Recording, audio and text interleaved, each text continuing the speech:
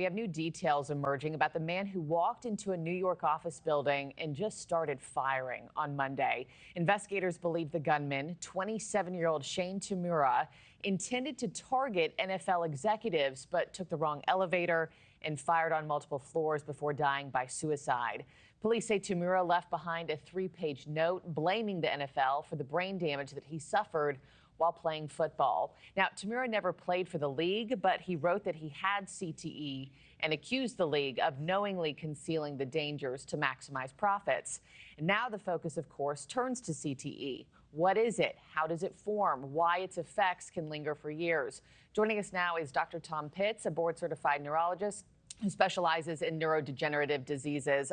Dr. Pitts, thank you so much. A chilling reason to be on with you this morning. And might I, too, as a caveat, just say off the top, this gunman does not have a formal diagnosis yet. His autopsy has not been completed. Even if he does get a diagnosis, it doesn't justify anything that just transpired. But how often do we see CTE patients turn violent? Markie, good morning. And of course, as my neighbors, I mean, this is right down the street from where I am. My heart goes out to all the victims, especially Officer Islam, father of 3 who gave his life.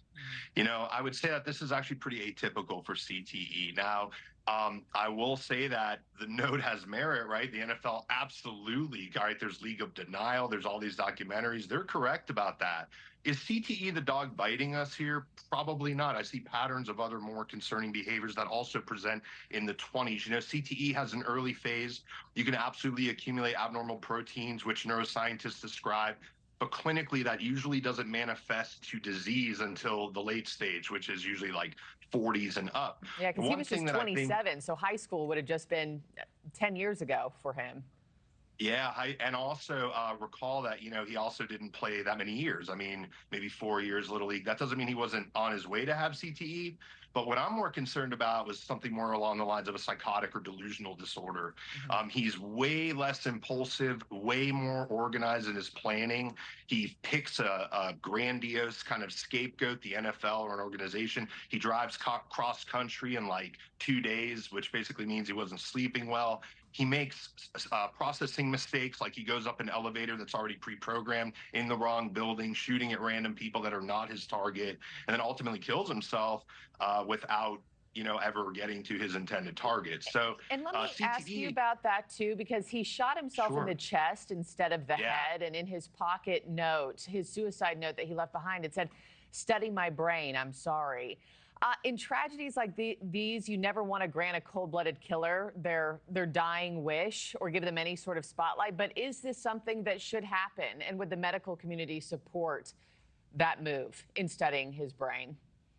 Yeah, absolutely. I think you're going to find the brain of a schizophrenic patient, which is probably something more like normal or with small ventricular enlargement. You may see some tau proteins. But the reason why I say that is because he had partial insight. In the 20s, when you first start to have a psychotic break, when you first become delusional or bipolar 1, so with psychotic features or something like that, or schizophrenia, you have partial insight to it. And he probably knew something was wrong, played football, saw the League of Denial and said, this is what's going on.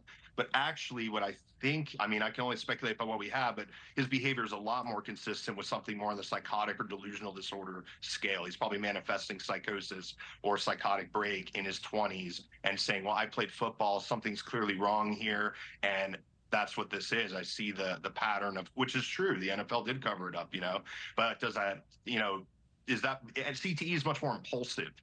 People who they go into the coffee shop, their order was wrong and they flip out, and their wife or whoever's going, that's not like him. He never did that. Veterans do that too. We forget about veterans too.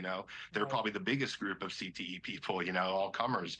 And, so if you mix the two, if you get CTE, which is probably what happened here, if you get CTE features on top of baseline mental health disease in a country that makes treatment and access to mental health care extremely costly and difficult, this is what you get. And you can't get a diagnosis until after you've passed away. That's another conversation for another day, where that science stands now too, for people who are suffering from this. Dr. Tom Pitts, thank you for joining me. I'm sorry it's under these circumstances, though, and appreciate your time as always. Thanks for having me, Mark. Thank you for watching. Subscribe below and download our NewsNation app right now on your phone, and you will get fact-based, unbiased news for all Americans.